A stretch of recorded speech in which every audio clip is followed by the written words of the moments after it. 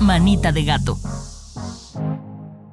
¿Cómo están? Bienvenidos a Manita de Gato. Yo soy el doctor Ari Papadopoulos y como saben, en este podcast rompemos el tabú de la cirugía plástica en la búsqueda de sentirnos bien para vernos mejor, siempre tratando de integrar el concepto de salud y belleza en forma holística.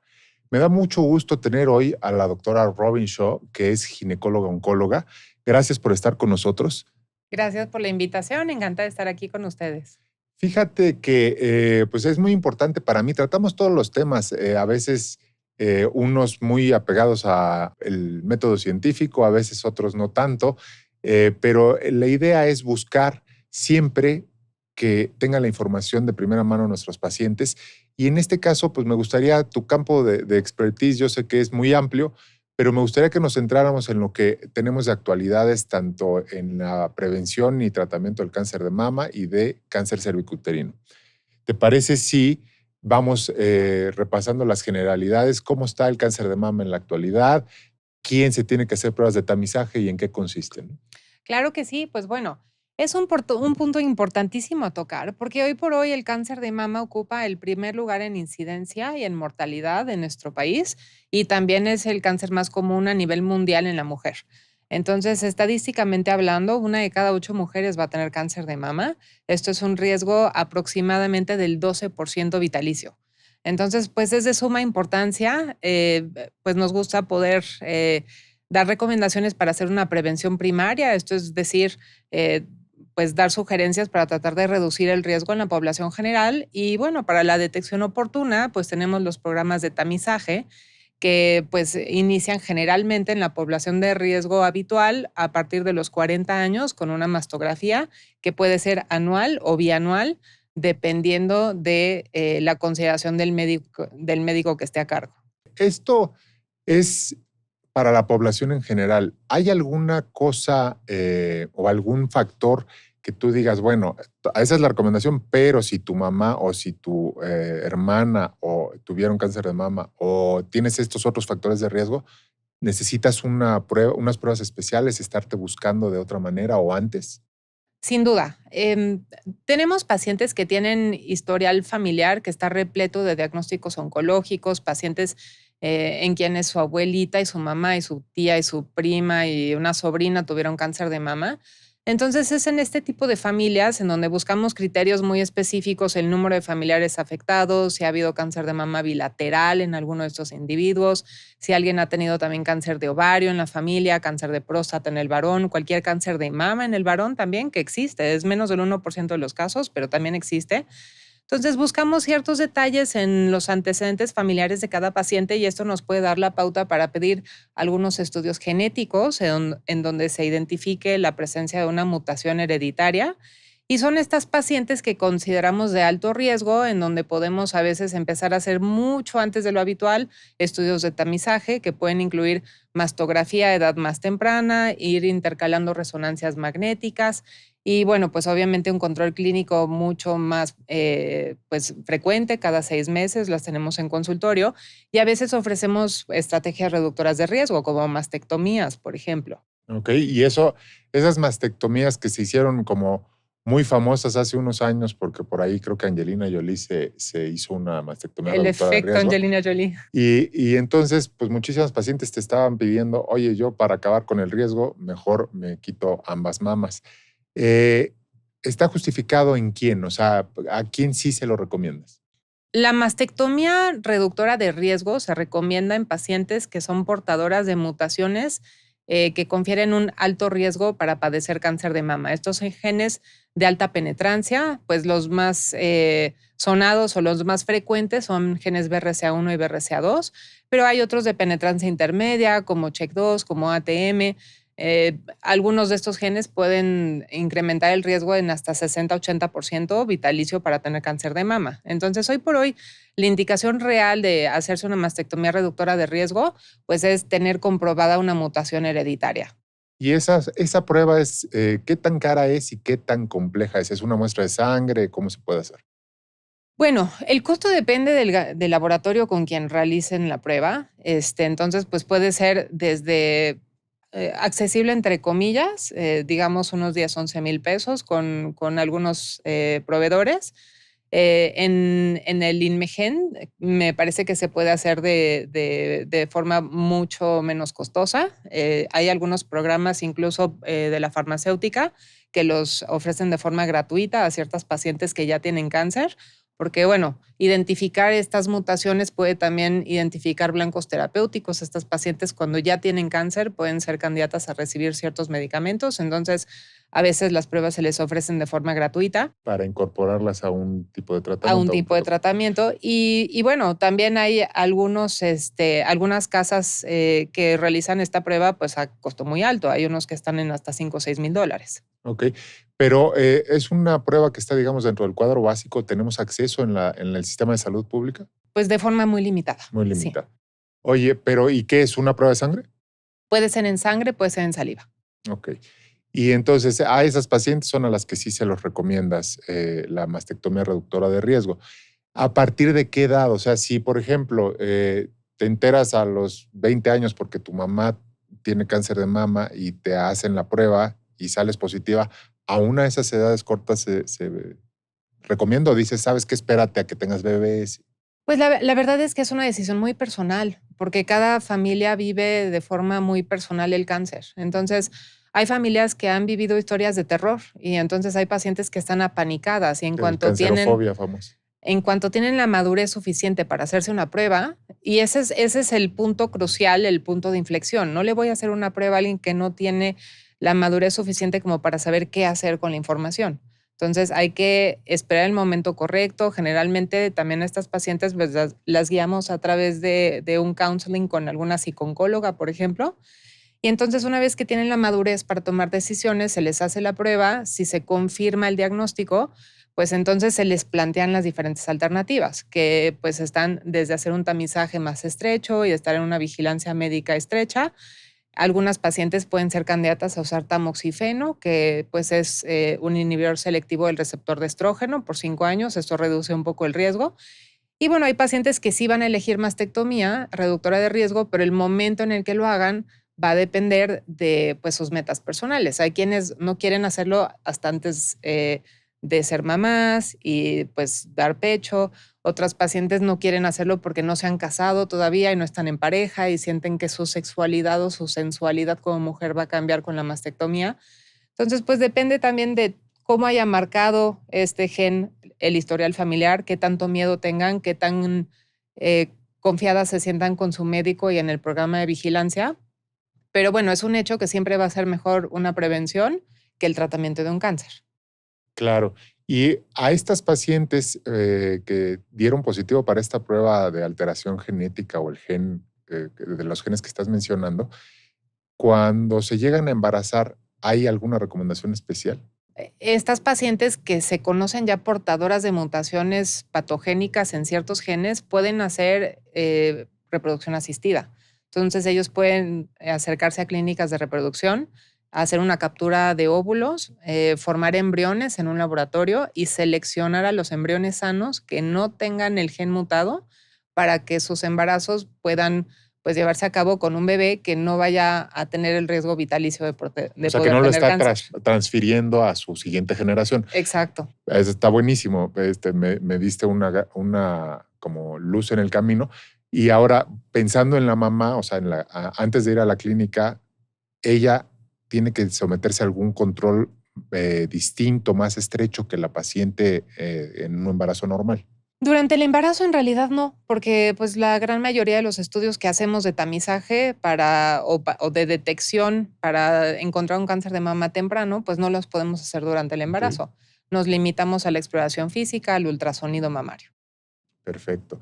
Pues qué interesante toda esta como nuevas vertientes, nuevas aristas que surgen en estos diagnósticos y las opciones que les puedes ofrecer a los pacientes y sin duda pues con una doctora que tenga primero el expertise como lo tienes tú, pero además esta sensibilidad en la que tratas al paciente y le puedes dar estas diferentes asesorías. Ahorita toda la información que nos diste, estoy seguro que ustedes también, pero a mí me transmitió como mucha seguridad y mucha calma de que el camino que tomes, ya sea con una asesoría de la psicooncóloga o la cuándo tienes que recibir la noticia y cuándo tomas la decisión, pues te sientes acompañado, ¿no? Que eso es importantísimo en la chamba que ustedes hacen, ¿no? 100%, 100%.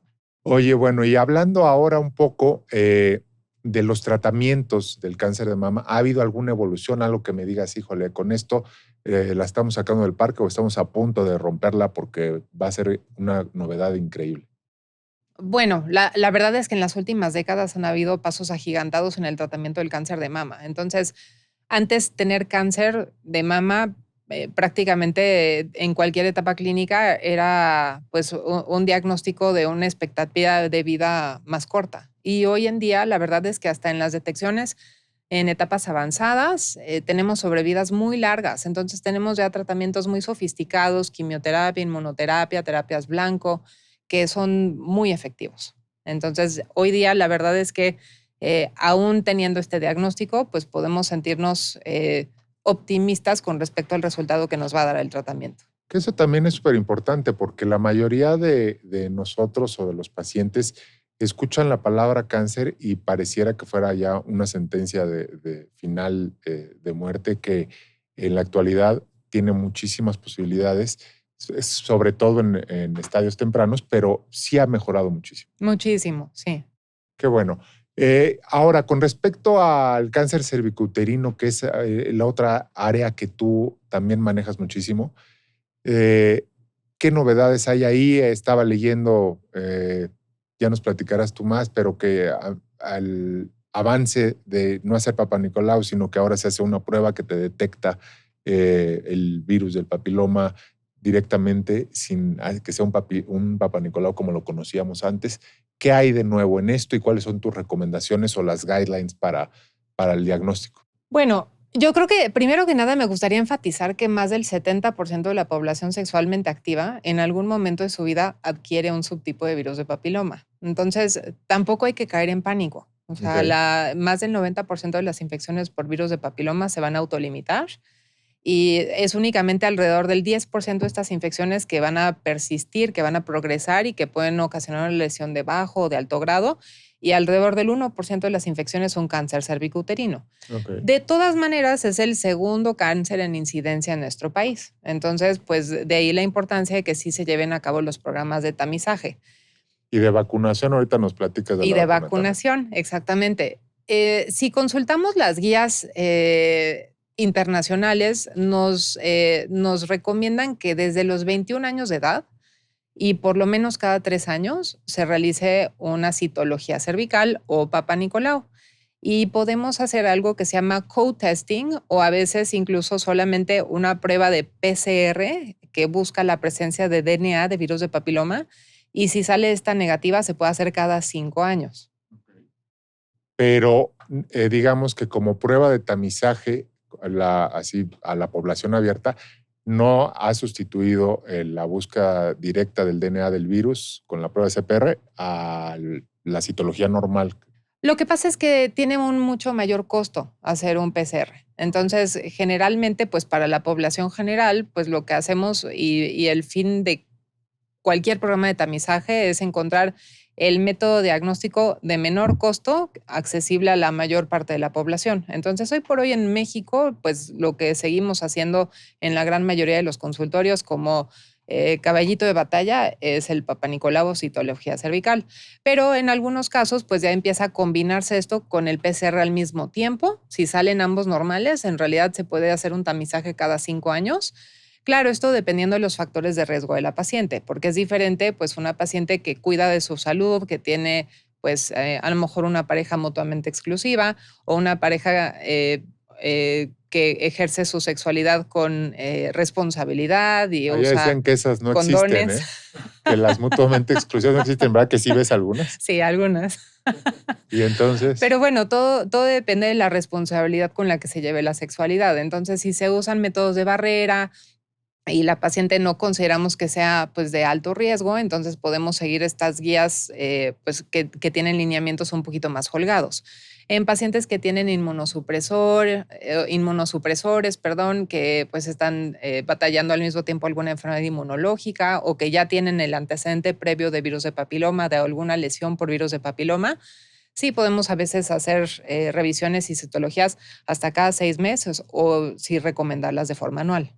Y el siguiente estudio que también muchas pacientes nos preguntan, nos escriben, es la colposcopía. La colposcopía es un segundo paso, a veces lo haces de inicio o solamente hasta que tienes un diagnóstico de virus de papiloma. ¿Cuándo sí lo haces? La indicación formal de una colposcopía es ¿Cómo es realizarla. primero? ¿Cómo es una colposcopia?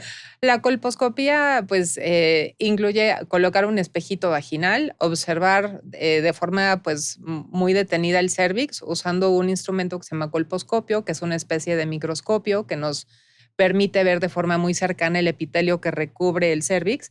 Y usamos algunas soluciones como ácido acético, como Lugol, que es yodo al final del día, para pues, ver los cambios de coloración que se pueden presentar en el cérvix y ver patrones característicos que puedan indicarnos que hay presencia de una lesión asociada a la presencia del virus.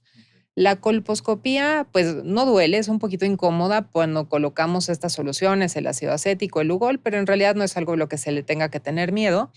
Y está específicamente indicada cuando encontramos un Papá Nicolau que nos reporta presencia de virus de papiloma o lesiones de bajo o de alto grado asociadas a virus de papiloma, o cuando tenemos el reporte de un PCR que encontró DNA de virus de papiloma. Creo que es importante también mencionar que el PCR nos puede reportar virus de alto y de bajo riesgo. Los virus de bajo riesgo van a ocasionar verrugas y condilomas, que pues al final del día son temas cosméticos, son temas incómodos, pero no ponen en riesgo la vida. Y los virus de alto riesgo sí van a tener la posibilidad de condicionar lesiones de alto grado, precáncer o cáncer. Entonces, con el puro hisopado, que se parece mucho al que todos nos hicimos durante la pandemia en la nariz, es un hisopado en el cérvix, ¿no? Ajá. Y ahí sí te dice de entrada qué subtipo de virus es. Exactamente. Y entonces ya tú decides. Hay pruebas más o menos específicas. Hay unas que solamente de forma colectiva te dicen está positivo para BPH de alto riesgo o no. Y hay unas que sí te dicen específicamente qué subtipo. Pero ya en ese momento tú decides hacer la colposcopía y ver qué más procede. Exacto. Si se encuentra una lesión, pues puede poderse tomar una biopsia para confirmar alguna lesión que estemos estudiando y en base a eso decidir si se amerita algún tratamiento o si continuamos una vigilancia. Perfecto. Y en cuanto a la vacunación del virus del papiloma, ¿cuáles son las recomendaciones actuales y qué opinas tú al respecto? Bueno, ya está recomendado como una vacunación universal. Se aplica en escuelas, se aplica en centros de salud. Tenemos 3 vacunas diferentes, una bivalente, una cuatrivalente y una nonavalente. Generalmente se aplican entre los 9 y los 11 años de edad, es la edad en la que inicia la vacunación y está hoy por hoy. Niños y niñas. En realidad se hace más hincapié en la población femenina porque nosotras somos las que incurrimos en los riesgos de salud asociados a la infección por virus de papiloma, pero la verdad es que los hombres deben vacunarse también porque son vectores de transmisión. Ok. Y, por ejemplo, en cualquiera de estas que te aplicas, ¿ya después de eso no necesitas una reaplicación en la vida adulta?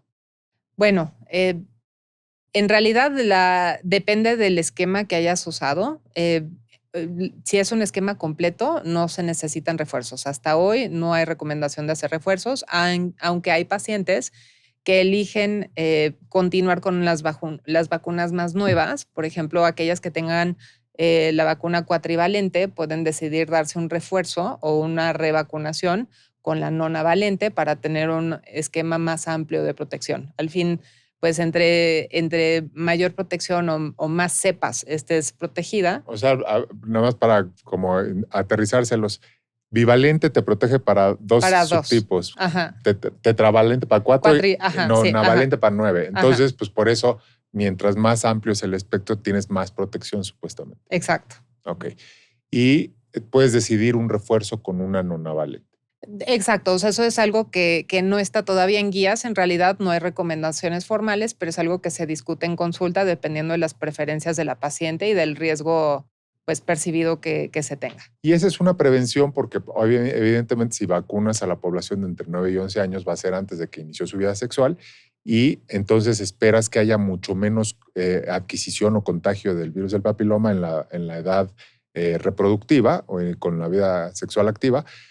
Pero, ¿qué pasa si yo no me la puse de niña o de niño y ahora tengo 20 años o 25 años? ¿Me puedo acercar y vacunarme? Por supuesto que sí. La vacuna tetravalente, como dices, en realidad está indicada hasta los 26 años de edad y la nonavalente se puede poner hasta los 45. Obviamente, pues a mayor edad tiene menor eficacia porque hemos tenido más parejas sexuales y hemos tenido más contacto o más posibilidad de ser contagiados por el virus.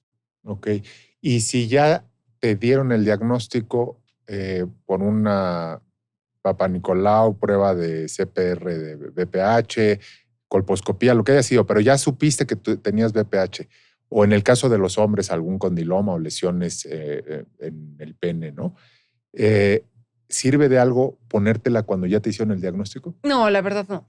Ahí sí, Ujú. ni pierdas tu dinero. Sí, no está, no lo usamos para curar el virus ni para pues reducir el tiempo de latencia que tenga el virus. La verdad es que En eso ninguna es, población, ni los que tengan bajitas las defensas por algún otro tratamiento, otra enfermedad. pues no hay una recomendación formal para hacerlo. O sea, una vez que se ha adquirido BPH de alto riesgo, pues la vacuna no te va a ayudar a deshacerte de ese virus en realidad.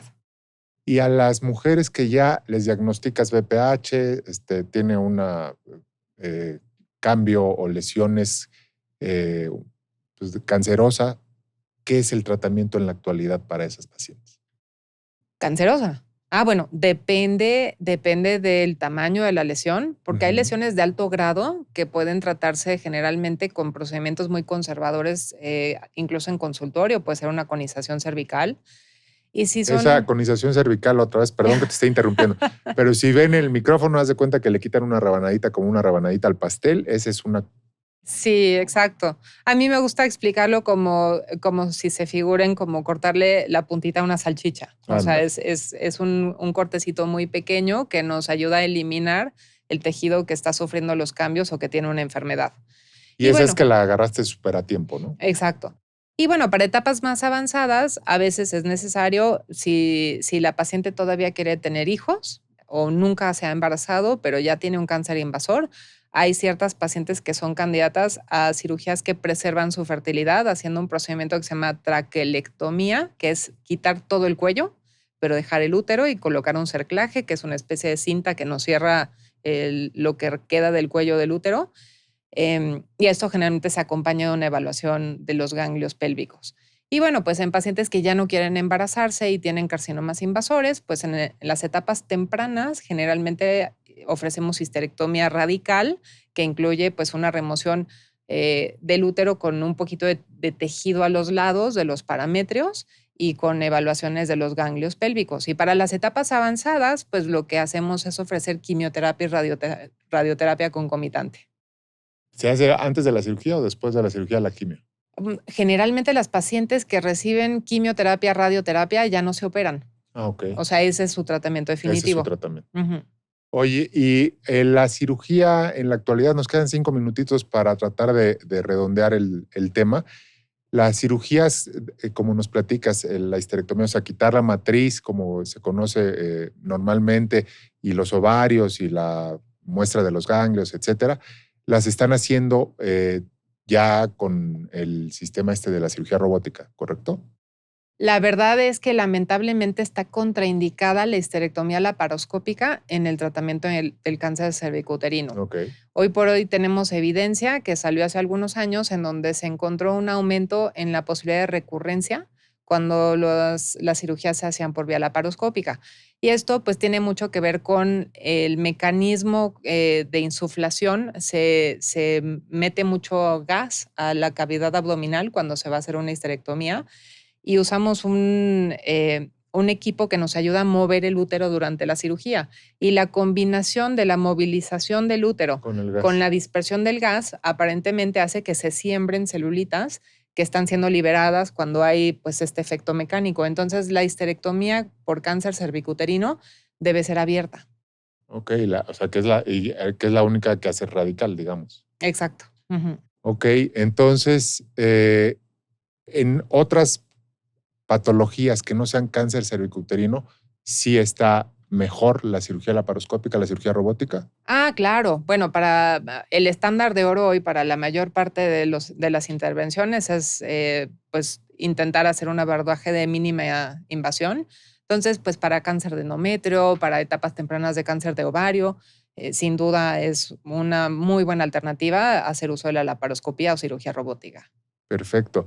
Pues Robin Shaw, ginecóloga, oncóloga, te agradezco muchísimo. Nos has dado un auténtico panorama general, una buena empapada de el cáncer de mama y cáncer cervicouterino. Por favor, dinos dónde te pueden encontrar si te quieren buscar y aclarar por todas las dudas que van a surgir. ¿Tienes una red social? ¿Tienes algo donde te pueden escribir? Pues la verdad es que no tengo redes sociales, entonces me pueden buscar en el directorio del Centro Médico ABC y pues de forma institucional estoy en el Instituto Nacional de Cancerología, en la zona de hospitales. Haciendo una gran labor, fíjense, también es hacer la parte social de la medicina, es súper valioso y yo te felicito también por eso. Gracias por estar con nosotros, nos vemos en el próximo episodio de Manita de Gato. Yo soy el doctor Ari Papadopoulos, cirujano plástico certificado. Nos vemos pronto. Gracias.